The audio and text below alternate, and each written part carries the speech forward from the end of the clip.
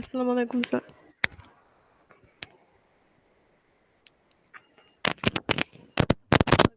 Hello hello hello. হ্যাঁ, কি অবস্থা? কেমন আছেন সবাই? জি স্যার, ভালো। আসসালামু আলাইকুম স্যার। ওয়ালাইকুম আসসালাম। আচ্ছা, ইফতি আরিফ ও ফিনান্সের ক্লাসে গুগল ক্লাসরুমে জয়েন আছে, কিন্তু ইংলিশে জয়েন নাই কেন? স্যার ও তো বুঝি না কি করে। ওদের তো বললাম দুইজনকে, আলিফ আর ও ইফতি আরিফ স্যার, আমি ভাবছি পার্থ। না না, ইফতি আরিফ। পার্থ তো কোনোটাতেই নাই। পার্থ তো মনে হয় কোনোটাতেই নাই। আমি একটু দেখি এদের ইয়াটা। আদাব স্যার। আদাব।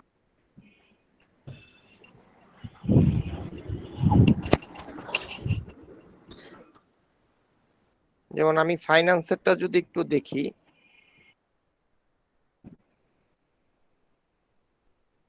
ইফতি আরিফ হচ্ছে আবু সুফিয়ান আলিফ, ও ফাইন্যান্সের কিছুই জমা দেয় নাই। আবু সুফিয়ান আলিফ আর ইফতি আরিফ ফাইন্যান্সে আমাকে শুধুমাত্র প্রথম অ্যাসাইনমেন্টটা, যেটা মিড টার্মের প্রথম অ্যাসাইনমেন্টটা জমা দিয়েছে। তারপর কানিস ফাতিমা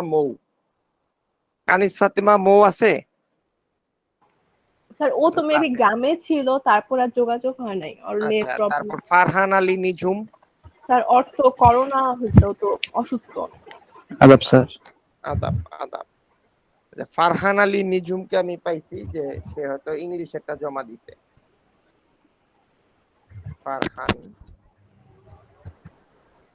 ফারহান আলী নিঝুম, সে ইংলিশেরটাও জমা দিছে, ফিনান্সেরও অ্যাসাইনমেন্ট জমা দিছে।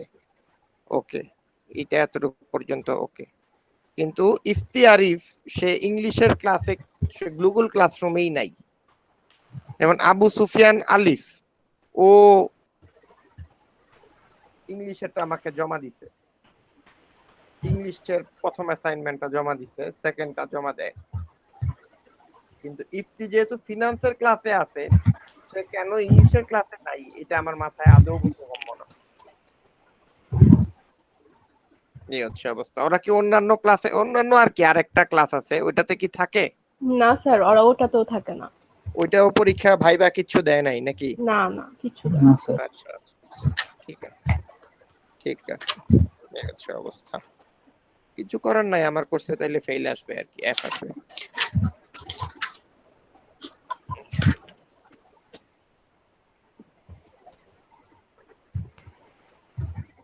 আমি অলরেডি ম্যাটেরিয়ালস গুলি আপলোড দিয়ে দিয়েছি, আপনারা কি পেয়েছেন? জি স্যার। জি স্যার। আজকে নেটের কি, ইন্টারনেটের কি একটু সমস্যা নাকি? জি স্যার, গতকাল থেকে অনেক সমস্যা। হ্যাঁ, তাই তো দেখতেছি।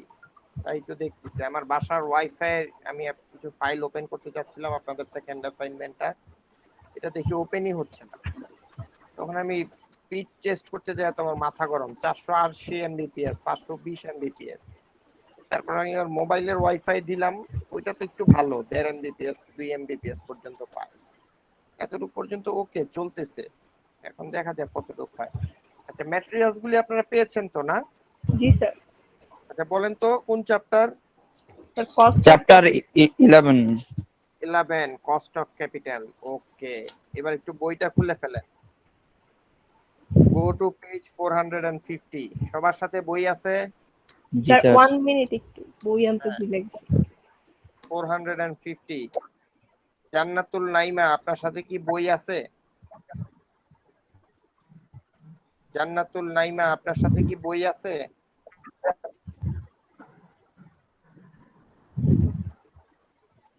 রেদওয়ান, বই আছে সামনে? আছে, আচ্ছা। ঠিক আছে। আল্লাহ, স্যার পেজ কত? 450। আজকের চ্যাপ্টারটা একটু, ওয়ালাইকুম আসসালাম, একটু কমপ্লেক্স, যেহেতু ইন্টারনেটের প্রবলেম। হ্যাঁ, আমি খুব অল্প টপিকস কভার করব, নেক্সট ক্লাসটাতে আমরা আরো বেশি টপিকস কভার করব। আজকে ইন্টারনেটের মানে পুরো নারায়ণগঞ্জেই প্রবলেম, আমি যা দেখতেছি পুরো নারায়ণগঞ্জে ইন্টারনেটের প্রবলেম। হ্যাঁ, আচ্ছা, খেয়াল করে দেখেন কস্ট জিনিসটা কি, এটা কি আর্নিং না এক্সপেন্ডিচার? expenditure, expenditure. এখন একটু খেয়াল করে দেখেন, আপনি যখন কোথাও থেকে ফান্ড রেজ করেন, আপনি যখন কোনো জায়গা থেকে ফান্ড রেজ করেন, একমাত্র আপনার বাবা মা আপনাকে ফ্রি অফ কস্ট খাওয়ায়, ঠিক না? একমাত্র স্যার। আপনাদের বাবা মা আপনাকে ফ্রি অফ কস্ট আপনাকে টাকা দিবে, আর দুনিয়াতে কেউ আপনাকে ফ্রি অফ কস্ট টাকা দিবে না স্যার, দুনিয়াতে আর কেউ আপনাকে ফ্রি অফ কস্ট টাকা দিবে না। তার মানে কোনো একটা অর্গানাইজেশন যখন কোনো একটা জায়গা থেকে, সেটা বড় হোক অথবা নিজের পকেটের টাকা হোক, যে কোনো ভাবেই সে টাকাটা ইনভেস্ট করে, সেই টাকাটা ইনভেস্ট করার জন্য সেটার একটা কস্ট আছে। আমরা সেই কস্টটাকে বলি কস্ট অফ ফান্ড। সেই কস্টটাকে আমরা কি বলি?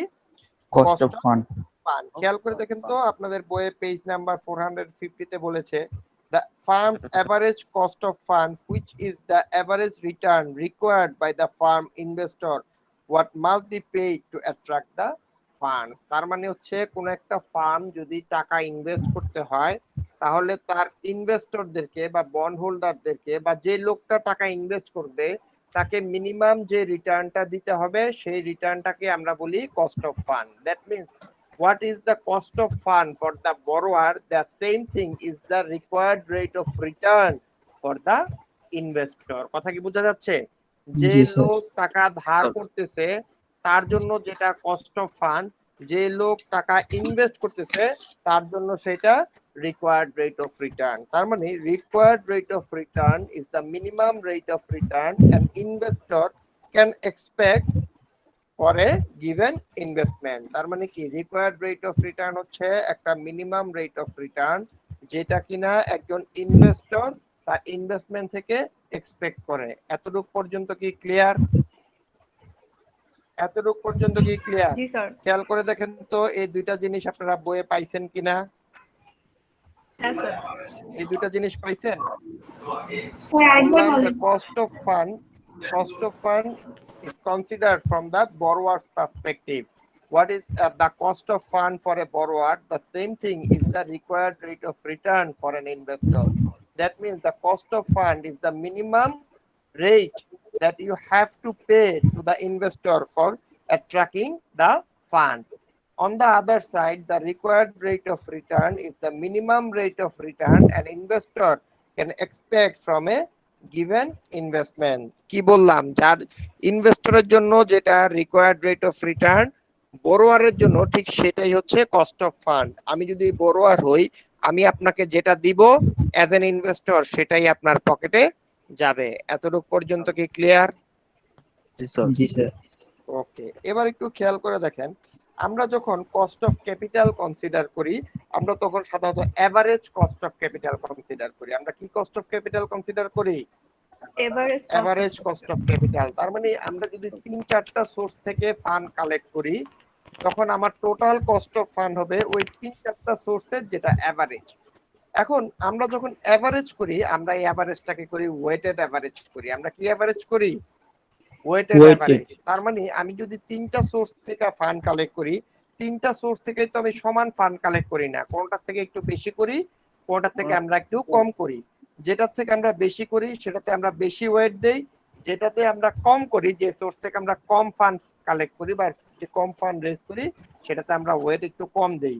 যেহেতু ওয়েট বেসিসে আমরা এভারেজ কস্ট ক্যালকুলেট করি, এই জন্য এই এভারেজটাকে বলা হয় weighted average cost of capital. এতটুকু পর্যন্ত কি ক্লিয়ার? একটু আবার বললে ভালো এতটুকু হয়। পর্যন্ত কি ক্লিয়ার? এবার খেয়াল করেন the logic of the weighted average cost of capital। পাইছেন? পাইছেন পেজ 450 পাওয়া জি গেছে? স্যার। আচ্ছা, এবার একটু খেয়াল স্যার। করে দেখেন, প্রথমত ফার্মগুলি সাধারণত কয়টা সোর্স থেকে ফান্ড রেজ করে? সাধারণত ফার্মগুলি 3টা সোর্স থেকে, 3টা বা কোনো কোনো জায়গায় বলা হয় 4টা সোর্স থেকে ফান্ড রেজ করে। কয়টা সোর্স বলছি? 3টা অথবা 4টা। সাধারণত 3টা বলা হয় কখন? 3টা বলা হয়, একটা হচ্ছে কমন স্টক, একটা হচ্ছে প্রেফার স্টক, আর একটা হচ্ছে ডেট। একটা কি কমন স্টক, একটা হচ্ছে প্রেফার স্টক, আরেকটা কি একটা কমন স্টক, একটা প্রেফার স্টক, আরেকটা হচ্ছে debt. Debt is basically loan. ডেটটা কি আসলে? লোন। ডেট বলা হচ্ছে when you are investing in the form of a debt, that means you are not entitling for the ownership. You are not entitled for the ownership. You have invested the money in the form of a lender. That means you will get a certain amount of interest even if the firm fails to generate any profit. কি বললাম, as a ডেপ্ট holder যখন আপনি fund invest করবেন, you will invest your firm, you will invest your fund in the form of a ডেপ্ট। That means you are basically acting like a lender. আপনি টাকা ধার দিচ্ছেন, যখন আপনি টাকা ধার দিবেন you will get a return at a specific rate. তার মানে একটা নির্দিষ্ট রেটে আপনি আপনার রিটার্ন পাবেন। You will get the interest of a specific rate. আচ্ছা, the rate will be or the return will be provided to you even if the firm fails to generate any profit. যে রিটার্নটা আপনাকে দেওয়া হবে সেটা দিতেই হবে যদিও কোম্পানি তার রিটার্ন জেনারেট করতে ফেলিউর হয়।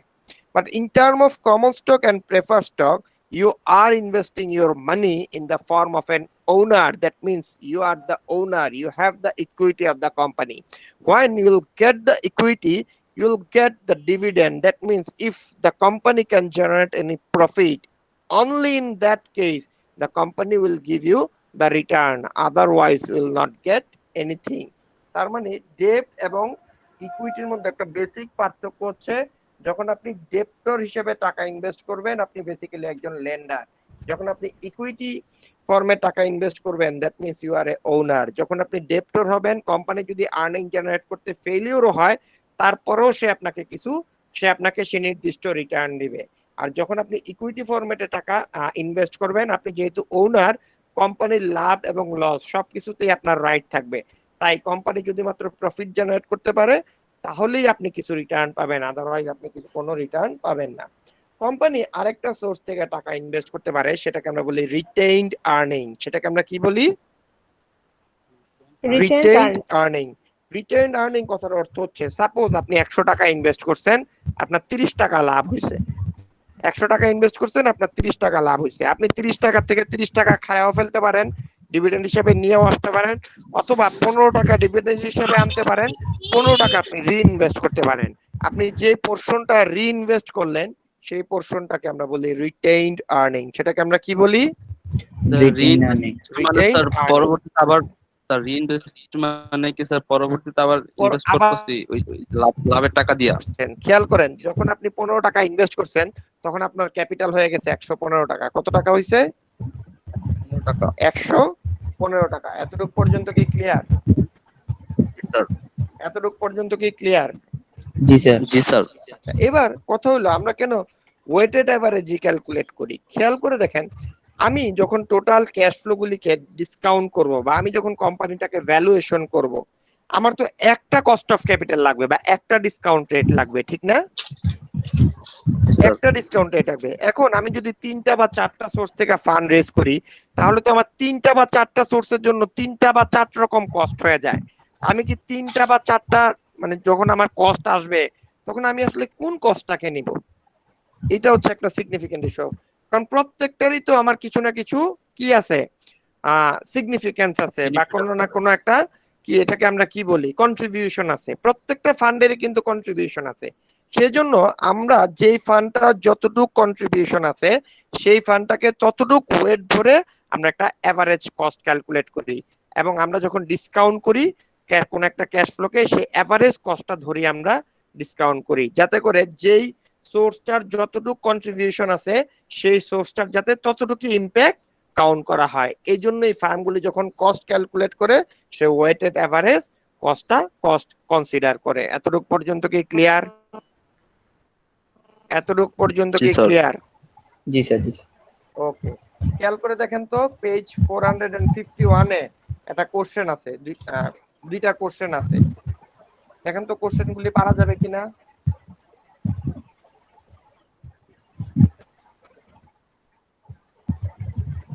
কোশ্চেনটা পারা যাবে কিনা দেখেন।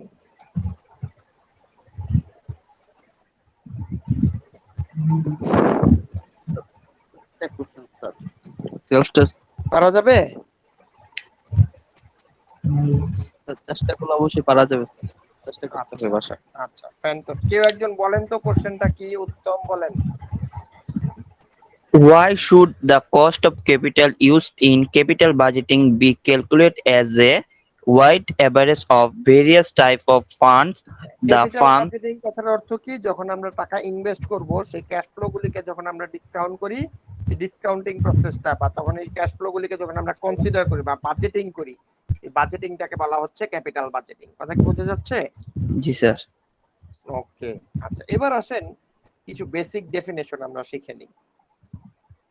খেয়াল করেন এইখানে আরডি বলতে একটা শব্দ বলা আছে, পাইছেন? জি স্যার।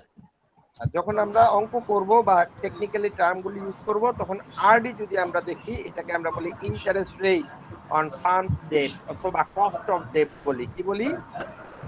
কস্ট অফ ডেট অথবা হ্যাঁ কস্ট অফ ডেট বলি অথবা interest rate of a funds debt. And this rate is basically a before tax component cost. এটাকে কি বলা হয়? Before tax component cost. That means tax has not been adjusted yet, এখন পর্যন্ত ট্যাক্সটাকে কি করা হয় নাই? অ্যাডজাস্টেড করা হয় নাই। এতটুকু পর্যন্ত কি ক্লিয়ার? একটু আবার বলবেন? বললাম যখন যখন আমরা আরডি বলতেছি, আরডি কথার অর্থ হচ্ছে cost of debt. Cost of debt কথার অর্থ হচ্ছে ইন্টারেস্ট রেট। সিম্পল কথা বললে ইন্টারেস্ট রেট, এবং এই ইন্টারেস্ট রেটটার ট্যাক্স অ্যাডজাস্টমেন্ট হয় নাই। এই ইন্টারেস্ট রেটটার কি হয় নাই? ট্যাক্স অ্যাডজাস্টমেন্ট হয় নাই। ওকে, আচ্ছা এবার একটু খেয়াল করেন, যখন আমরা আরডিটি বলবো, that means it is also a cost of debt where the tax has been adjusted, এবার একটু খেয়াল করে দেখেন, কোন একটা ডেট ইনস্ট্রুমেন্টের ইন্টারেস্ট রেট যদি 10% হয় এবং তার ট্যাক্স রেট যদি 40% হয়, আচ্ছা তাহলে একটু খেয়াল করে দেখেন 40% হইলে আমি যখন ট্যাক্সটা অ্যাডজাস্টমেন্ট করব তখন আর কস্ট অফ ডেট 10% থাকবে না, কস্ট অফ ডেট তখন 6% হয়ে যাবে। খেয়াল করে দেখেন আপনার বইয়ে সেম জিনিসটা বলা আছে, বোঝা যাচ্ছে কিনা? আমি যখন ট্যাক্সটাকে অ্যাডজাস্টমেন্ট করে ফেলবো তখন আর আপনার কস্ট অফ ডেট 10% থাকবে না, কস্ট অফ ডেট তখন 6% হয়ে যাবে। পাওয়া গিয়েছে? জি স্যার। জি স্যার। পাওয়া গিয়েছে? 1 হ্যাঁ 1 মাইনাস ট্যাক্স রেট। এখানে ট্যাক্স রেট 40% বলছি মানে কত? 1 মাইনাস 0.4। 1 মাইনাস 0.4 যখন থাকে সেটা হচ্ছে 0.6। আপনি যখন 10% কে 0.6 দিয়ে মাল্টিপ্লাই করবেন তখন সেটা হয়ে যাবে 6%। এতটুকু পর্যন্ত কি ক্লিয়ার? জি স্যার। ওকে, পরবর্তী পয়েন্টটা বলতেছে আরপিএস। আরপিএস কথার অর্থ হচ্ছে কস্ট অফ প্রেফার স্টক। তার মানে আপনি যখন কোন একটা প্রেফার স্টক ইস্যু করবেন, প্রেফার স্টক হোল্ডারদেরকে আপনাকে যে রিটার্নটা দিতে হবে সেটাকে আমরা বলতেছি কস্ট অফ প্রেফার স্টক। এখন আপনি এই রিটার্নটা কখন দিবেন? Only if your company can generate any profit. If your company fails to generate any profit, you don't need to give any return to your preferred stockholder. এতটুকু পর্যন্ত কি clear? জি sir. Sir বুঝি নাই। বললাম যে প্রেফার স্টক হোল্ডারদের যে রিটার্নটা দিতে হবে সেটাকে আমরা বলি কস্ট অফ প্রেফার স্টক। এখন কস্ট প্রেফার স্টক হোল্ডারদেরকে আপনি রিটার্ন কখন দিবেন? অনলি যখন আপনি কোনো রিটার্ন জেনারেট করতে পারবেন। আপনি যদি কোনো রিটার্ন জেনারেট করতে না পারেন, প্রেফার স্টক হোল্ডারদের কোনো রিটার্ন দিতে হবে না। এতটুকু পর্যন্ত কি ক্লিয়ার? জি স্যার। একদম লাস্ট পয়েন্ট হচ্ছে cost of equity, RE. Cost of equity বা এক্সটার্নাল ইকুইটি। খেয়াল করে দেখেন, কস্ট অফ ইকুইটি কথার অর্থ হচ্ছে আপনি যখন কমন স্টক ইস্যু করেন, কমন স্টক হোল্ডারদের আপনার যে রিটার্নটা দিতে হয় সেই রিটার্নটাই হচ্ছে আপনার জন্য কস্ট অফ ইকুইটি। তার মানে হচ্ছে কোন একটা কোম্পানি তার কমন স্টক হোল্ডারদের যে ডিভিডেন্ডটা তার জন্য তার কস্ট। এখন প্রেফার স্টক হোল্ডারদের মতো এখানেও আপনি যদি আপনার কোম্পানি যদি কোনো রিটার্ন জেনারেট করতে পারে, only in that case it will give the return to its common stockholder, otherwise it will not provide any return to its common stockholder. এতটুকু পর্যন্ত কি ক্লিয়ার? জি sir. G sir. Then go to page 452. খেয়াল করেন আমি যতগুলি source বললাম আপনি সবগুলো সোর্স থেকেই ফান্ড কালেক্ট করছেন, কোনটার থেকে বেশি কোনটার থেকে কম। যেটার থেকে বেশি করছেন সেটাকে ওয়েট বেশি ধরা, যেখান থেকে কম করছেন, যে সোর্স থেকে কম ফান্ড রেজ করছেন সেই সোর্সটাকে কম ওয়েট দিবেন, দিয়ে সবগুলি সোর্সকে মিলিয়ে যখন আপনি একটা অ্যাভারেজ করেন, সেই অ্যাভারেজটাকে আমরা বলি weighted average cost of capital. সবগুলি ওয়েটের যোগফল হবে 100%। সবগুলি ওয়েটের যোগফল কত হবে? 100%। 100%। কথা কি বোঝা যাচ্ছে? সবগুলি ওয়েটের যোগফল কত হবে? 100%। ঠিক প্রবাবিলিটির ক্ষেত্রে যেমন সবগুলি প্রবাবিলিটির যোগফল 100% হয়, ওয়েটেড অ্যাভারেজের ক্ষেত্রেও সবগুলি ওয়েটের যোগফল 100% হবে। কথা কি বোঝা যাচ্ছে? তার মানে জি কোন স্যার। একটা যদি ওয়েট বাড়ে আর একটার ওয়েট কমে যাবে। কথা কি বোঝা যাচ্ছে? এবার একটু খেয়াল করেন, আপনার কোম্পানিতে মোট কয়টা সোর্স থেকে আপনি ফান্ড কালেক্ট করছেন এবং সেখানে কি পরিমাণ ডেপ্ট আছে এবং কি পরিমাণ ইকুইটি আছে, এই জিনিসটার কম্বিনেশনকে আমরা বলি ক্যাপিটাল স্ট্রাকচার। এই দুইটা জিনিসের কম্বিনেশনকে আমরা কি বলি? Capital structure. That means the combination or mix of different types of capital used by a firm is known as capital structure, or a capital structure is a combination of different types of capital used by a firm. এতটুকু পর্যন্ত কি clear? জি sir. এতটুকু পর্যন্ত কি clear? আচ্ছা,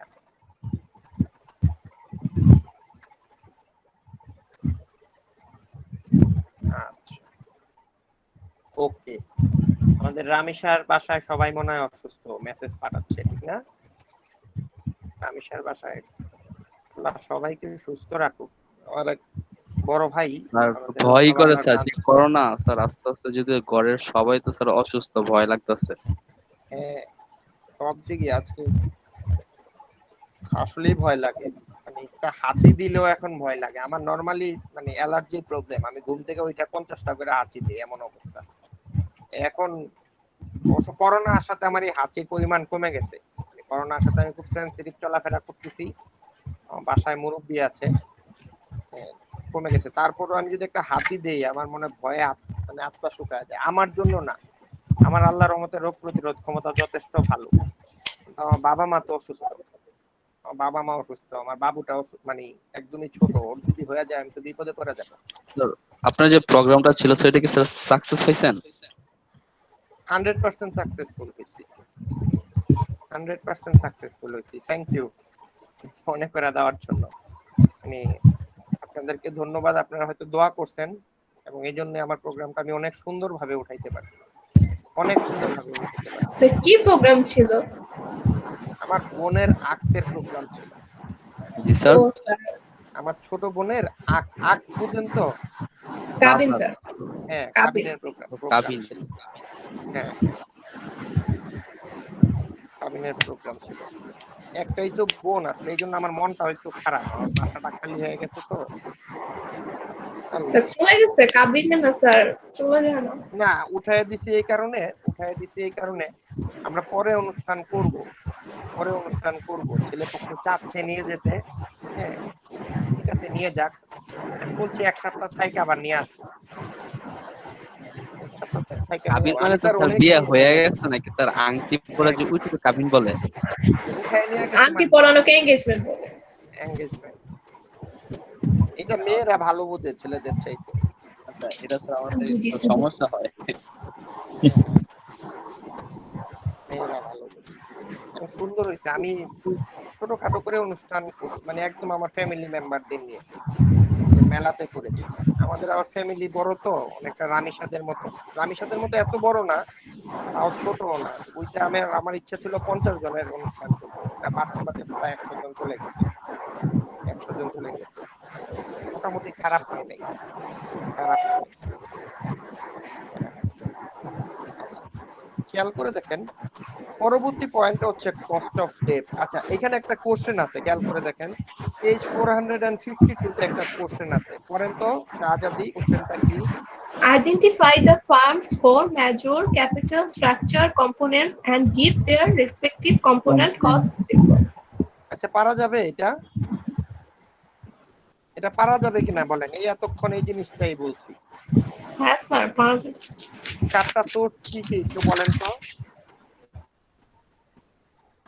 common চারটা stock, source, preferred stock, debt debt, আরেকটা কি রিটেইন আর্নিং, আরেকটা কি Retain return. retain earning. capital structure কি বলছি, the combination or mix of different types of capital used by a firm। আমাদের একটা আলাদা চ্যাপ্টারই আছে ক্যাপিটাল স্ট্রাকচার। এবার আসেন আমরা নতুন যে কন্টেন্টটা পড়বো সেটা হচ্ছে কস্ট অফ ডেট। এই যে আমরা কস্ট অফ ডেট এতক্ষণ বলে আসলাম, এই কস্ট অফ ডেটটা আসলে কি? Cost of debt is basically the interest rate a borrower has to pay to the কি pay to the debt holder। তার মানে যে লোকটা ডেট হোল্ডার বা যে লোকটা ডেটে টাকা ইনভেস্ট করছে তাকে আমার যে ইন্টারেস্ট রেটটা দিতে হচ্ছে সেটাই হচ্ছে basically the cost of debt. এবার একটু খেয়াল করে দেখেন, যখনই কোনো একটা কোম্পানি ডেট ইউজ করে সে একটা বেনিফিট পায়, সে বেনিফিটটা হচ্ছে ইন্টারেস্ট বেনিফিট। সে বেনিফিটটা কি, সরি ট্যাক্স বেনিফিট, সে বেনিফিটটাকে বলা হয় ট্যাক্স Tax বেনিফিট। benefit. বুঝা যাচ্ছে?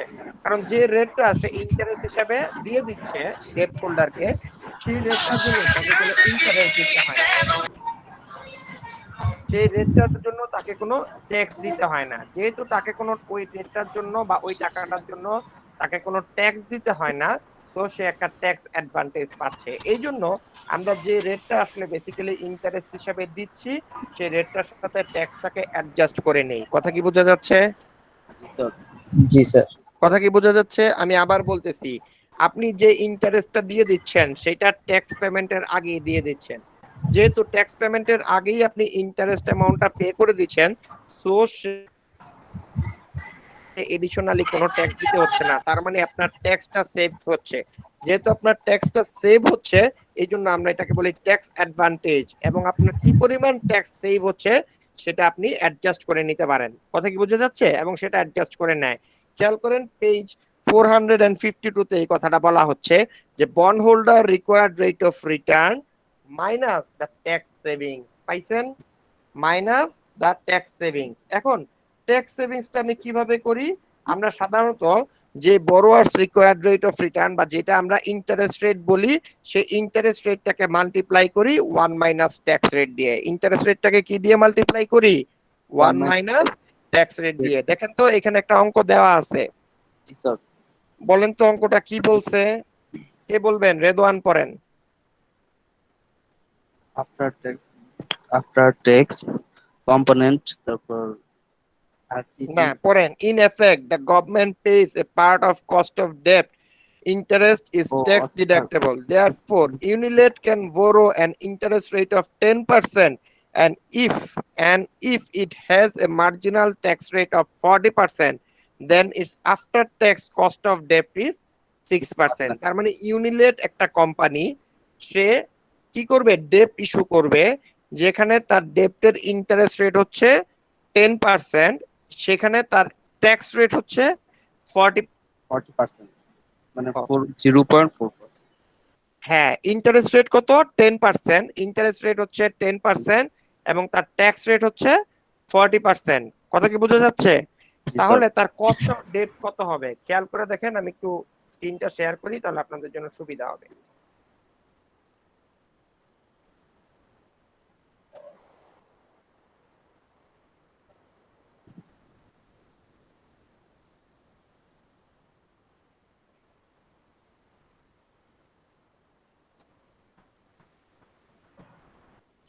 হ্যালো হ্যাঁ, শুনতেছি। হ্যালো হ্যালো হ্যালো হ্যালো হ্যাঁ, আমি আপনার কথা শুনতেছি। সবাই তোমার কথা শুনে, ভাবলাম বুঝছো? যে হ্যালো তুমি হ্যালো হ্যালো। আরে রেদওয়ান তুমিও হ্যালো হ্যালো করো মাঝে মাঝে এসে। খেয়াল করে দেখেন ইউনিলেটের শুনি না, ইন্টারেস্ট রেট কত? কিছুই তো স্যার দেখি না। 10%। দেখবেন, দাঁড়ান বড় করে দিচ্ছি।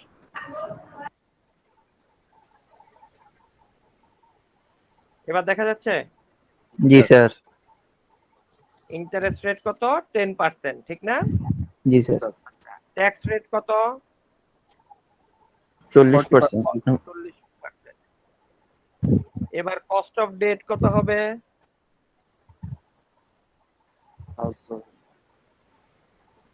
আমি কি বলছি? Cost of debt equal to, sorry, cost of debt equal to interest rate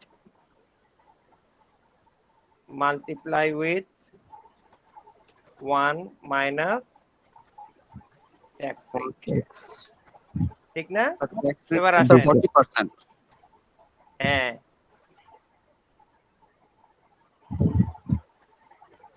interest rate কত ছিল? 10%, 10%. 10%. ঠিক না? জি Sir. স্যার। 1 মাইনাস 40%. 0.40। হ্যাঁ, এবার কত আসে বলেন তো?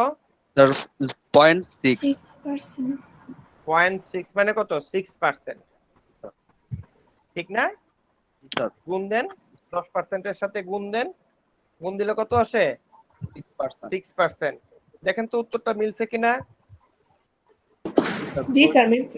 আচ্ছা, পরীক্ষায় যদি এরকম অঙ্ক থাকে পারা যাবে? জি স্যার, পারা যাবে ইনশাল্লাহ। জি স্যার। এখন কথা হচ্ছে এত ছোট অঙ্ক তো পরীক্ষায় দিব, দিব বলতে কেমন দিব? অন্য অঙ্কের ভিতরে এই অংশটা করতে হবে। তা বড় অঙ্ক থাকবে, বড় অঙ্কের ভিতরে এই ছোট অঙ্কটা করতে হবে। কথা বোঝা যাচ্ছে? এরকম কোনো অঙ্কটা Okay. দিবেন না। হ্যাঁ, মানে এটা হচ্ছে আমি আপনাদেরকে তলোয়ার চালানো শিখাচ্ছি। যুদ্ধক্ষেত্রে গেলে তলোয়ার চালাইতে হবে না? হ্যাঁ, এই জন্য তলোয়ার চালানো শিখাচ্ছি আস্তে আস্তে। এটা বড় একটা অঙ্ক আসবে, ওই বড় অঙ্কের ভিতরে দেখবেন এরকম ছোট ছোট আর 4-5টা অংশ থাকবে, এগুলি বের করে করে তারপর সেটাকে অ্যাডজাস্ট করতে হবে। আচ্ছা, এবার একটু খেয়াল করেন, এই যে আমরা ইন্টারেস্ট রেট গুলি বের করতেছি, এগুলি কেন বের করি? এই ইন্টারেস্ট রেট গুলি হচ্ছে বেসিক্যালি হচ্ছে একটা ক্যাশ ফ্লো। আপনি যখন কোনো একটা বন্ড কিনবেন, এই বন্ডটার আপনাকে কি পরিমাণ ক্যাশ ফ্লো দিবে, that will depend based on this interest rate. তার মানে এই ইন্টারেস্ট রেটের উপরেই আপনার ক্যাশ ফ্লো ডিপেন্ড করতেছে। এখন এই ক্যাশ ফ্লো গুলিকে আমরা ডিসকাউন্ট করে কোন একটা বন্ড অথবা কোন একটা শেয়ারের ভ্যালু ডিটারমাইন করি। খেয়াল করে দেখেন তো, পেজ 453 তে এই ক্যাশ ফ্লো গুলিকে ডিসকাউন্ট করে কিভাবে তারা এটা বলে দিয়েছে, দেখা যাচ্ছে? Interest sir. Divided by 1 plus RD whole to the power 1। Whole to the power 1 মানে কি? প্রথম বছরের জন্য। Interest divided by 1 plus RD whole to the power 2। এইভাবে যেতে তৃতীয় যেতে বছরের জন্য। হ্যাঁ, এইভাবে যেতে যেতে ম্যাচিউরড পিরিয়ডে যায় সে আপনাকে ইন্টারেস্টও দিবে এবং বন্ডের যে ম্যাচুরিটি ভ্যালু আছে সে ম্যাচুরিটি ভ্যালুও দিবে। এই জন্য একদম ফাইনালে এসে বলা হয়েছে ইন্টারেস্ট প্লাস এম। পাওয়া গিয়েছে? Yes sir. স্যার, অ্যানসার কখন উপরে আসবে যে স্যার? আইএনটি এটা কি ইন্টারেস্ট রেট? হ্যাঁ, ইন্টারেস্ট রেট না, এটাকে বলা হয় ইন্টারেস্ট অ্যামাউন্ট। এটাকে বলা হয় ইন্টারেস্ট অ্যামাউন্ট। এখন খেয়াল করেন, কোন একটা বন্ডের ভ্যালু যদি 1000 টাকা হয়, ইন্টারেস্ট রেট যদি 10% হয়, তাহলে প্রত্যেক মাসে বা প্রত্যেক বছরে সে আপনাকে কত টাকা দিবে? 1000 টাকা 10% মানে কত? 100 টাকা। কথা কি বোঝা যাচ্ছে? জি স্যার। এইখানে বন্ডের দাম হচ্ছে 900 টাকা, ইন্টারেস্ট রেট 10%, তাহলে 900 টাকা 10% কত? 90 টাকা। খেয়াল করেন, প্রত্যেকটা ইয়ারে আপনি 90 টাকা করে পাচ্ছেন। ম্যাচুরিটি ইয়ারে, তার মানে 20 বছরের যদি বন্ডটা হয়, 20তম বছরে যে আপনি 90 টাকাও পাচ্ছেন এবং বন্ডের যে ফেস ভ্যালু 1000 টাকা, সেই 1000 টাকাও আপনি পাচ্ছেন। কথা কি বোঝা যাচ্ছে? তাহলে আপনি মোট পাচ্ছেন 1090 টাকা। কথা কি বোঝা যাচ্ছে? জি স্যার। ওকে, দেখেন তো এখানে ছোট একটা কোশ্চেন আছে, পারা যাবে কিনা? দুইটা কোশ্চেন আছে, পারা যাবে কিনা?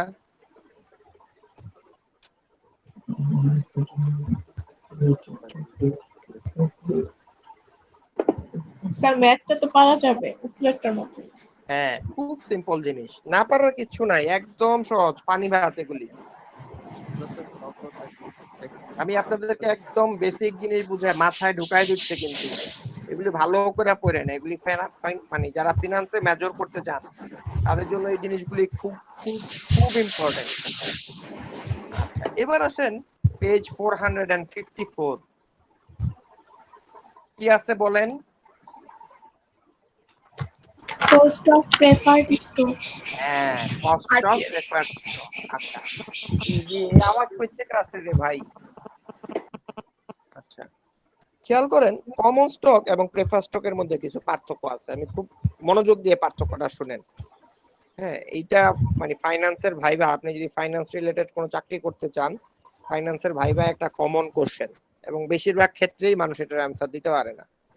খেয়াল করেন, both for the common stock and preferred stock you are investing your money in the form of an owner। তার মানে যখন আপনি কমন স্টকে ইনভেস্ট করতেছেন তখনও আপনি ওনারশিপ টাইটেল পাচ্ছেন, যখন আপনি প্রেফার স্টকে ইনভেস্ট করতেছেন তখনও আপনি ওনারশিপ টাইটেল পাচ্ছেন। কথা কি বোঝা যাচ্ছে? জি স্যার। তখনও আপনি ওনারশিপ টাইটেল পাচ্ছেন। ওকে, fine. That means if the company can generate any profit, only in that case you will get the return, otherwise you will not get any return. That means you will get the return in the form of dividend, and you will get the dividend if the company can generate any profit. If the company fails to generate any profit, you will not get any dividend. That means you will not get any return. এতটুকু পর্যন্ত কি clear? Yes, sir. এতটুকু পর্যন্ত কি clear? ওকে, fantastic. এবার একটু পার্থক্যটা কোথায় দেখেন। যখন আপনি প্রেফার স্টকে ইনভেস্ট করবেন, প্রেফার স্টকের রিটার্নটা হচ্ছে কিউমুলেটিভ রিটার্ন। তার মানে কোনো এক বছর যদি সে আপনাকে রিটার্ন দিতে না পারে, তাহলে পরবর্তী বছর সে যদি বেশি রিটার্ন করে, তাহলে প্রিভিয়াস ইয়ারের রিটার্নটা সে আপনাকে দিয়ে দিবে। এক নাম্বার কথা। দুই নাম্বার কথাটা হচ্ছে preferred stockholders get some financial advantage. That means financial advantage টা কি? প্রথম কোম্পানি যদি লিকুইডেটেড হয়ে যায়, প্রথমে গভর্নমেন্ট যদি কোনো টাকা পায় তাহলে গভর্নমেন্টের টাকা দিতে হবে। তারপর বন্ড হোল্ডাররা যদি কোনো টাকা পায় বা ডেট হোল্ডাররা যদি কোনো টাকা পায় তাহলে ডেট হোল্ডারদের টাকা দিতে হবে। তারপর যদি প্রেফার স্টক হোল্ডাররা কোনো টাকা পায়, দেন প্রেফার স্টক হোল্ডারদের টাকা দিতে হবে। ফাইনালি যদি কমন স্টক হোল্ডাররা যেটা পাবে, যেটা থাকবে সেটা কমন স্টক হোল্ডাররা নিয়ে যাবে। তাহলে আগে টাকা পাচ্ছে কে? প্রেফার স্টক হোল্ডার না common stock holder? Prefer Preferred stock. stockholder. তাহলে যে আগে পায় সে বেশি বেনিফিট পাইলো না যে পরে পায় সে বেশি বেনিফিট পাইলো? যে যে আগে আগে পা পাবে। ফ্যান্টাস্টিক। এবার একটু খেয়াল করে দেখেন, যেহেতু প্রেফার স্টক হোল্ডাররা কিছু ফাইনান্সিয়াল বেনিফিট পাচ্ছে, সো তাদের রিস্ক কম, সো তাদের রিটার্নও কম। রিটার্নটা কিভাবে কম? They are getting the return in a specific percentage. তার মানে তারা একটা নির্দিষ্ট পার্সেন্টেজে তারা রিটার্ন পাবে। তার মানে বন্ড হোল্ডাররা যেরকম পার্সেন্টেজ রিটার্ন পায়, প্রেফার স্টক হোল্ডাররাও এরকম একটা পার্সেন্টেজ রিটার্ন পাবে। আচ্ছা, কিন্তু কমন স্টক হোল্ডাররা যেহেতু এই রিস্কটা বেশি নিচ্ছে, and they are having less financial advantages, they are having not any specific return, rather than they will get the return on the basis of the company's earning. তার মানে কমন স্টক হোল্ডাররা কোনো specific পার্সেন্টেজে return পাবে না, rather than common stock হোল্ডাররা return পাবে কিসের ভিত্তিতে? কোম্পানি যেরকম ভাবে আর্নিং করবে তার ভিত্তিতে। সবচেয়ে বড় পার্থক্যটা হচ্ছে the common stockholders have some significant voting rights over the preferred stockholders. তার মানে কমন স্টক হোল্ডাররা যে ভোটিং রাইটস আছে সেটা হচ্ছে significant voting rights over the prefer stock holders. That means the preferred stockholders may also have some voting rights, but that is not as much significant as the common stockholders. কথা কি বোঝা যাচ্ছে? As the common stockholder, তার মানে common stock হোল্ডারদের এমন কিছু voting rights আছে যেটা প্রেফার স্টক হোল্ডারদের নাই। প্রেফার স্টক হোল্ডারদের ভোটিং রাইট আছে, বাট কমন স্টক হোল্ডারদের মতো সিগনিফিক্যান্ট ইস্যুতে নাই। সেই সিগনিফিক্যান্ট ইস্যুটা আসলে কি? যখন কোম্পানির বোর্ড অফ ডাইরেক্টর ইলেকশন হয়, সেই বোর্ড অফ ডাইরেক্টর ইলেকশনে কমন স্টক হোল্ডাররা ভোট দিতে পারে, প্রেফার স্টক হোল্ডাররা ভোট দিতে পারে না। এতটুকু পর্যন্ত কি ক্লিয়ার? জি স্যার। এটা ভালো করে স্যার সিগনিফিক্যান্ট ইস্যুটা আরেকবার বলুন। সিগনিফিক্যান্ট ইস্যুটা হচ্ছে যখন কোম্পানির বোর্ড অফ ডাইরেক্টর সিলেকশনের ইলেকশন হয়, সেখানে কমন স্টক হোল্ডাররা ভোট দিতে পারে, প্রেফার স্টক হোল্ডাররা ভোট দিতে পারে না। ওকে, জি স্যার। আচ্ছা, এবার একটু খেয়াল করে দেখেন, যখন প্রেফার স্টক হোল্ডারদের জন্য আপনি কস্ট ডিফাইন করবেন, সেই কস্টটা আমরা ডিফাইন করি কিভাবে? এখানে একটা ফর্মুলা দিয়েছে, খেয়াল করেন পেজ 454 এর প্রথমেই। ডিপিএস মানে dividend of prefer stock holder divided by P0 মানে price of preferred stock minus flotation cost, minus flotation cost.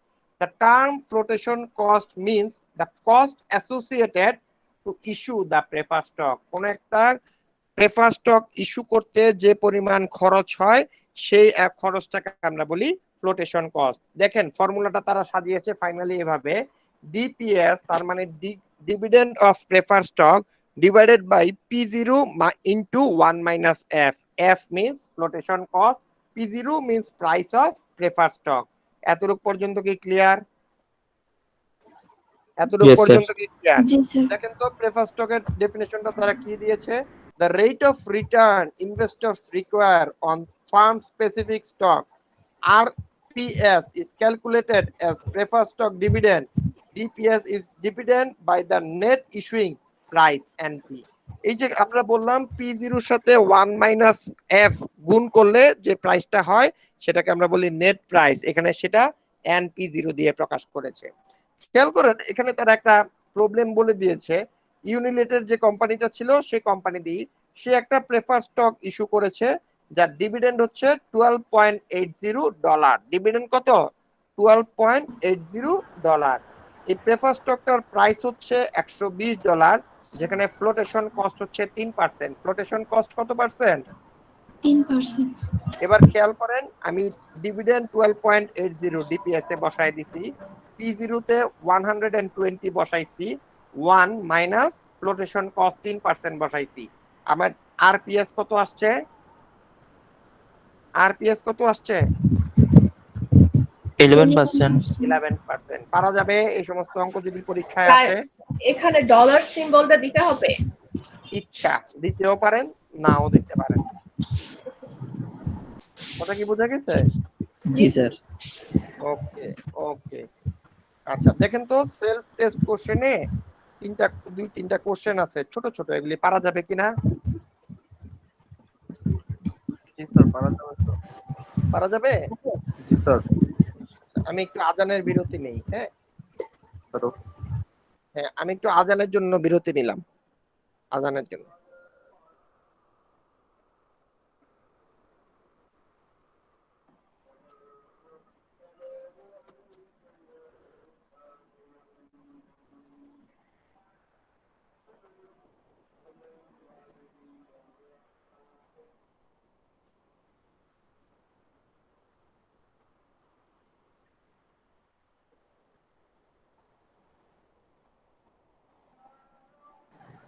Hello sir.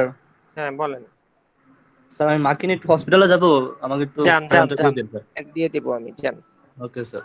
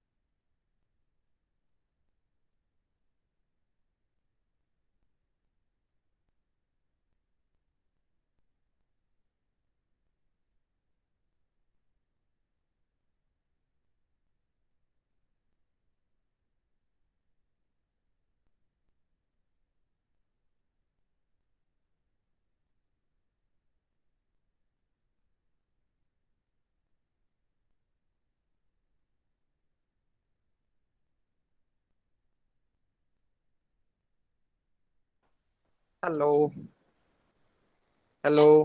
G sir. এ জি স্যার। আসেন, এবার আসেন আমাদের স্যার এই নাম্বার কোশ্চেনটা একটু বলবেন অ্যানসারটা? আচ্ছা, does the component of preferred stock include or exclude flotation cost? Explain. আচ্ছা, ফ্লোটেশন প্রেফার স্টক কি ফ্লোটেশন কস্ট ইনক্লুড করে না এক্সক্লুড করে বলেন তো? আপনি বলেন, আপনি কি ফ্লোটেশন কস্টটা ইনক্লুড করছেন না এক্সক্লুড করছেন? স্যার ইনক্লুড করেছে? হ্যাঁ, ইনক্লুড করে তারপরে আপনি বলেছেন, ঠিক না? জি স্যার। হ্যাঁ, আসেন।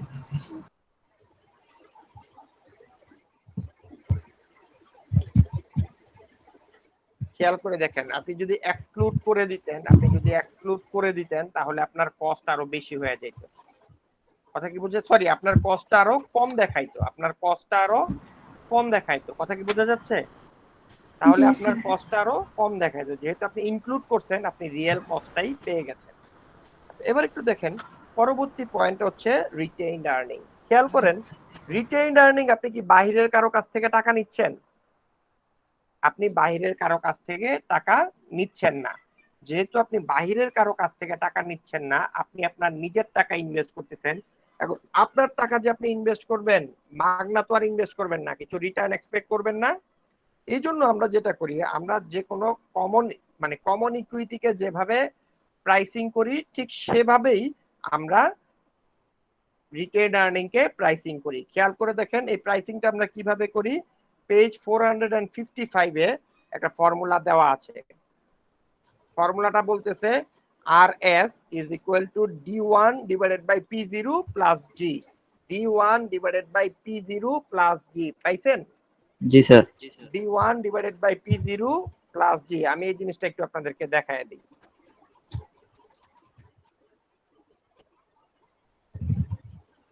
একটু খেয়াল করে দেখেন, এই জিনিসটা খুবই টেকনিক্যাল একটা ইস্যু, খেয়াল করে দেখেন। স্ক্রিনটা কি দেখা যাচ্ছে? জি স্যার। জি স্যার। খেয়াল করেন, রিটেইন আর্নিং কথাটার অর্থ হচ্ছে, সরি,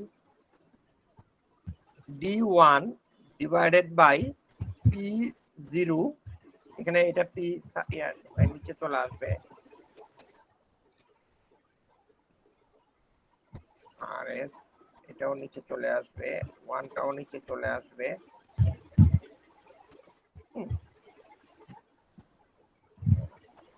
প্লাস জি।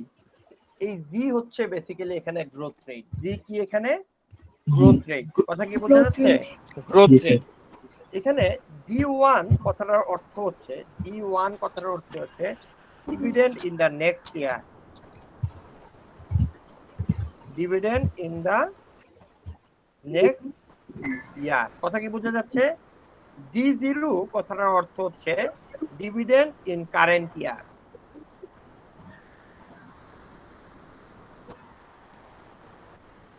কথা কি বোঝা যাচ্ছে?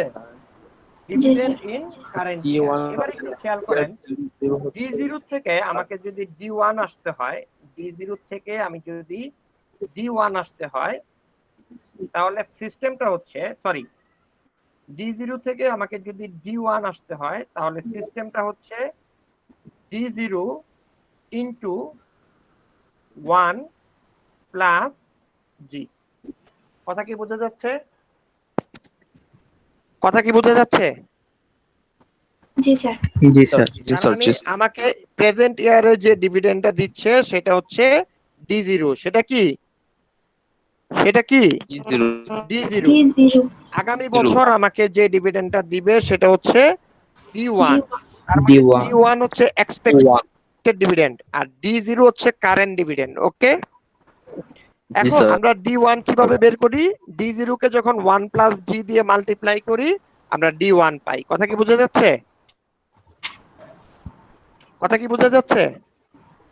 হ্যালো, স্যার এটা বলুন।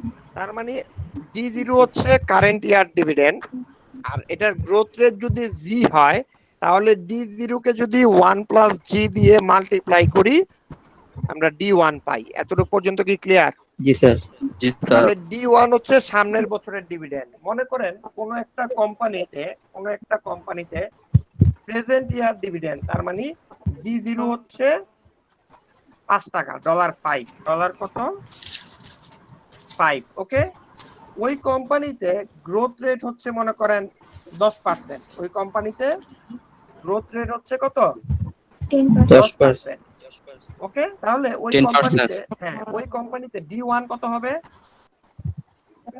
D1 হবে 5 মাল্টিপ্লাই উইথ 1 প্লাস 0.10। কথা বোঝা যাচ্ছে? জি sir. is equal to $5.5. Okay okay জি স্যার। আচ্ছা, ওই কোম্পানিতে ওই পার্টিকুলার শেয়ারটার দাম যদি সাপোজ $100 হয় বা $50 হয়, সাপোজ P0 যদি ওই কোম্পানিতে $50 হয়, $50 হয়, তাহলে ওই পার্টিকুলার কোম্পানিতে আমার কস্ট অফ রিটেইন আর্নিং হবে D1 equal to 5.5 divided by আমার P0 হচ্ছে 50 প্লাস G হচ্ছে কত 0.10। কথা কি বোঝা যাচ্ছে? কথা কি বোঝা যাচ্ছে? জি স্যার। বের করা যাবে? এই টাইপের কোশ্চেন যদি পরীক্ষায় থাকে বের করা যাবে? জি স্যার। হ্যাঁ স্যার। জি স্যার। ওকে, এবার আসেন আমরা আরেকটা জিনিস করব, সেটা হচ্ছে রিকোয়ার্ড রেট অফ রিটার্ন। এটাও আপনাদের বই আছে পেজ 455 পাওয়া গেছে। জি sir. RS. Required rate of return is the minimum rate of return an investor can expect from a given investment. Required rate of return টাকে বলা হয় the minimum rate of return an investor can expect from a given investment. কোন একটা investment থেকে কোন একজন investor যে minimum rate of রিটার্নটা expect করে সেই রিটার্নটাকে বলা হয় রিকোয়ার্ড রেট অফ রিটার্ন। এই রিকোয়ার্ড রেট অফ রিটার্নের ফর্মুলাটা হচ্ছে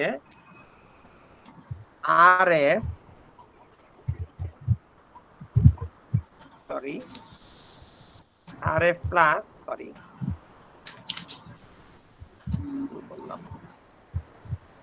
market return minus risk-free return multiply with beta. Bet.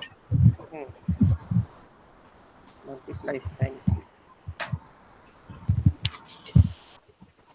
কথা কি বোঝা যাচ্ছে? মাল্টিপ্লাই সাইন এখানে কই? কথা কি বোঝা যাচ্ছে?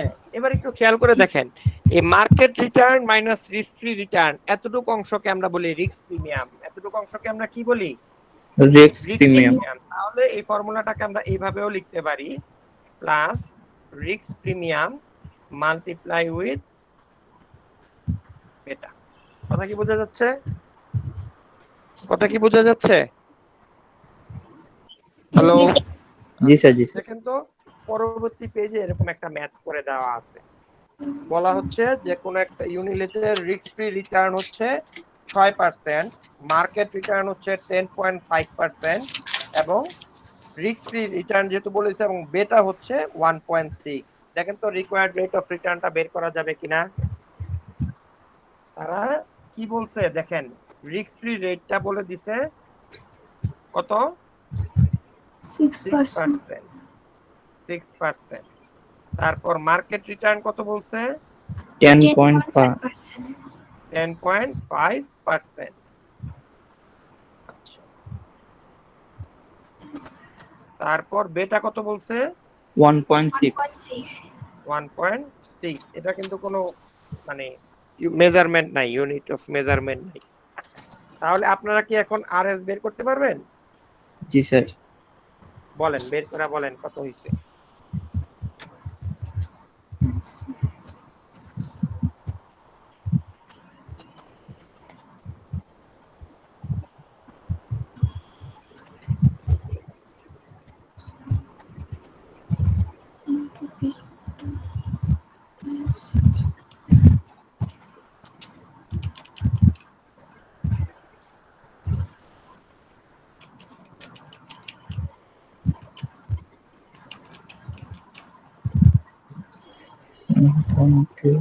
দেখেন তো এই রেজাল্টটা আসছে কিনা।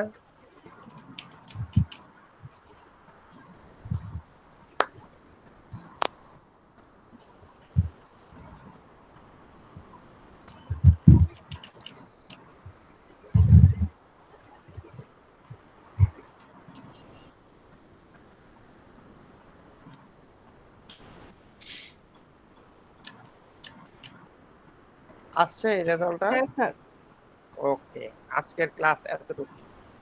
স্যার আপনি যে ওই যে রিস্ক এন্ড রিটার্ন আর ম্যাথগুলো যেভাবে একটা খাতায় করে দিছিলেন ছবিগুলো ওইভাবে একটা করে দিন। ওভাবে ওভাবে একটা আমাদের একটা এক্সাম্পল ওইভাবে করে দেন। হ্যাঁ অবশ্যই করে দেব, অবশ্যই করে দেব। আমি করে দিতে হবে না, আমি পিছনে দেখবেন যে আপনাদের অ্যাসাইনমেন্ট দিয়ে দিব, আপনারাই করে ফেলতে পারবেন। জি স্যার। বুঝা যাচ্ছে? জি স্যার। বইয়ের পেছনে যান, দেখেন যে এক্সাম্পলের অভাব নাই। আপনি যেটা করবেন, কাকে যেন বললাম আজকে, শাহজাদি, জি sir. Go to page number কত, go to page number 482.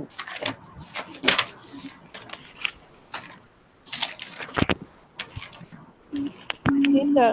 আসছি। গেছেন? 1 থেকে 10 পর্যন্ত টাইপ করে আমাকে পাঠিয়ে দেন। স্যার 11.1 থেকে 11.8 পর্যন্ত। হ্যাঁ হ্যাঁ ওকে স্যার।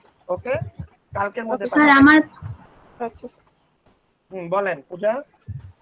স্যার আমার ওই যে রেট অফ রিস্কের চ্যাপ্টারটাতে কয়েকটা প্রবলেম ছিল।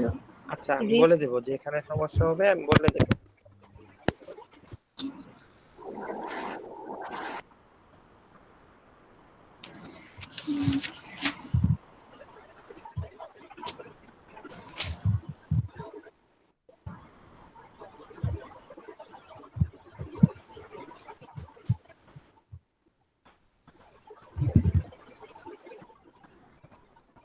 আমরা একটু রোল কলটা করে নেই।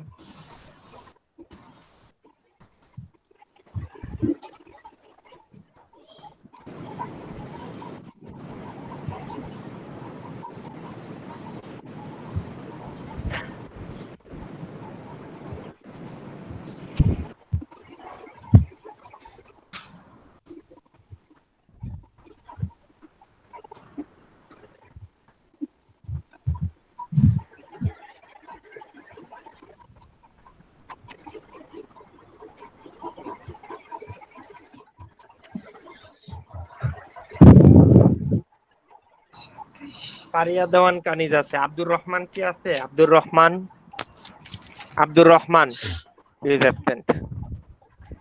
Rafsanjani Pantho, Rafsanjani Pantho absent. প্রজ্ঞা রয়, জি স্যার প্রজ্ঞা আছে। রয়, জি স্যার আছে। পূজামণি আছে, মেহরুন্নেসা মধ্যে আছে, ইফাত আছে, আবু সুফিয়ান আলিফ, Abu Sufian Alif absent. Namira Nowrin, yes sir. Redwan Uttam Deb, Parthapritam Ghosh, Parthapritam Ghosh absent. ফুর আছে, লামিয়া আছে, আতকিয়া সামি আছে। ফারহান আলী নিঝুম, ফারহান আলী নিঝুম, ফারহান আলী নিঝুম। রায়না বিনতে রশিদ, ইয়েস স্যার। অনয় দত্ত, অনয় দত্ত, অনয় দত্ত ওকে, সকালে ছিলেন না। ইফতিয়ারিফ, ইফতিয়ারিফ অ্যাবসেন্ট। কানিজ ফাতেমা, কানিজ ফাতেমা, কানিজ ফাতেমা নাই। তানজিলা তাবাসসুম, তানজিলা তাবাসসুম। জান্নাতুল নাইমা মিম, ইয়েস স্যার। জান্নাতুল নাই ওকে। এমডি আতিফ খান, এমডি আতিফ খান, এমডি আতিফ খান। এমডি ইমন, এমডি ইমন প্রেজেন্ট স্যার। হামিদ আছে, হ্যাঁ। তানজিন নাইম, তানজিন, তানজিন নাইম।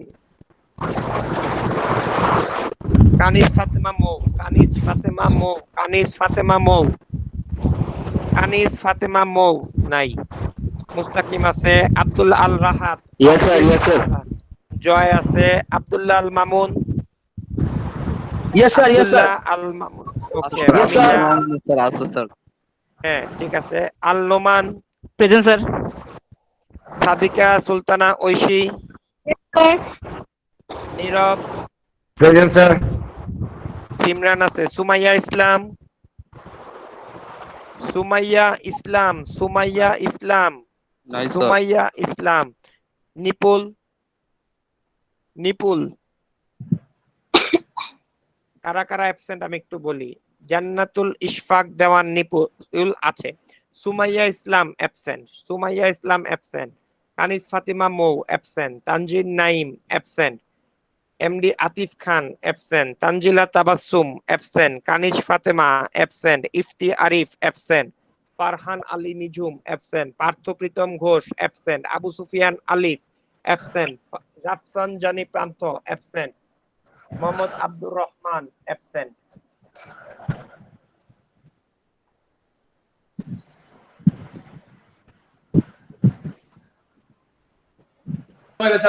স্যার আসসালামু স্যার, আমি আব্দুল্লাহ মাহমুদ স্যার।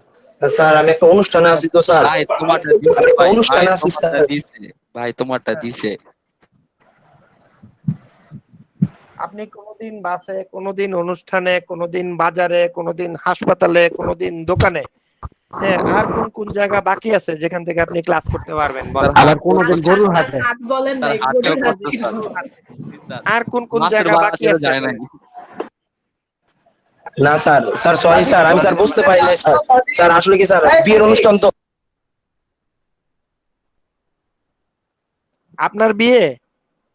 না স্যার, স্যার না স্যার, এক কাজিনের বিয়ে। ও আচ্ছা। না, আমি আপনার ভিতরে যে স্পিরিটটা দেখলাম, আপনি আপনার বিয়ের দিনও অনলাইন ক্লাসে থাকবেন। অবশ্যই স্যার। স্যার অনলাইন ক্লাস যতদিন আছে আমি ততদিন আছে।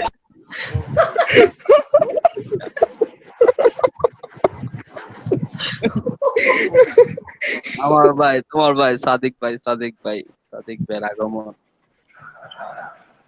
শুভেচ্ছা, স্বাগতম। সাদিকা সুলতানা, ভালো আছো তুমি আপু? আচ্ছা, খেয়াল করেন আমরা আজকে কি কি পড়লাম একটু রিভিউ করে নিই। প্রথমেই পেজ 450 তে আমরা পড়েছি কস্ট অফ ক্যাপিটাল এবং রিকোয়ার্ড রেট অফ রিটার্ন, ঠিক না? একটু যান পেজ 450 তে। প্রথমে আমরা কি পড়েছি? Cost of capital and required rate of return. তারপরে আমরা পড়েছি capital the logic of weighted average cost of capital. সেখানে আমরা ক্যাপিটাল কম্প সম্পর্কে পড়েছি। তারপর আমরা কিছু বেসিক ডেফিনেশন পড়েছি, যেমন interest rate on firm's debt, tax adjustment হওয়ার পর যে ইন্টারেস্ট রেট ছিল সেটা সম্পর্কে পড়েছি। তারপর আমরা কস্ট অফ debt, পড়েছি, কস্ট অফ ইকুইটি পড়েছি, কস্ট অফ রিটেইন আর্নিং পড়েছি। তারপর আমরা weighted average cost of capital পড়েছি। তারপর আমরা ক্যাপিটাল স্ট্রাকচার সম্পর্কে কথা বলেছি।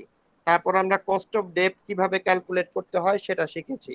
তারপর আমরা ভ্যালুয়েশন কিভাবে করতে হয় সেটা দেখেছি। তারপর আমরা দেখেছি cost of retained earning, cost of prefer stock কিভাবে ক্যালকুলেট করে। তারপর আমরা শিখেছি কস্ট অফ রিটেইন আর্নিং কিভাবে ক্যালকুলেট করে।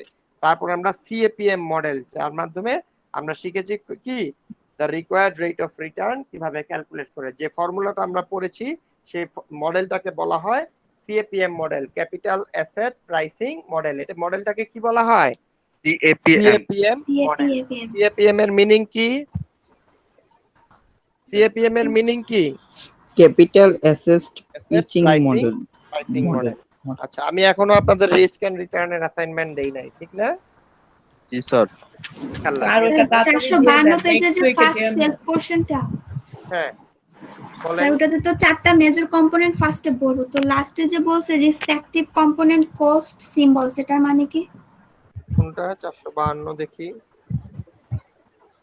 কম্পোনেন্ট কস্ট সিম্বল, এই যে প্রিভিয়াস পেজে যে সিম্বলগুলি দেওয়া আছে। স্যার 4টা এক্সপ্লেন করব। হ্যাঁ হ্যাঁ, আল্লাহ। এতটুকু পর্যন্ত ক্লিয়ার? জি স্যার। ক্লাস বুঝতে কোনো সমস্যা হচ্ছে? সিমরান আছে না চলে গেছে? সিমরান হাবিব আছেন না চলে গেছে? স্যার আসছি। সিমরান বলেন, ক্লাস বোঝা যাচ্ছে? সিমরান ক্লাস বোঝা যাচ্ছে? হ্যাঁ স্যার বুঝেছে, আমার স্যার নেটে একটু সমস্যা করতেছে। ওকে ওকে। আবার নেক্সট ক্লাস কবে সিমরান বলেন তো? Sir Wednesday. ওয়েডনেসডেতে, দুইটাই ইংলিশ এবং ফিনান্স দুইটাই। Okay Simran. Sir risk and return একটা একটু তাড়াতাড়ি দিয়ে দিবেন, মানে হ্যাঁ, কোশ্চেনটা আপলোড দিয়ে দিবো। করে দিলে ভালো হয়, দিয়ে পরে না দিবো, হয় অনেকগুলো একসাথে হয়। দিয়ে দেবো, অসুবিধা নেই, আমার মাথায় আছে। ওকে, ততক্ষণ পর্যন্ত ভালো থাকেন। স্যার আপনি ভালো থাকবেন স্যার। ইনশাআল্লাহ ইনশাআল্লাহ। আসসালামু আলাইকুম স্যার। ওকে।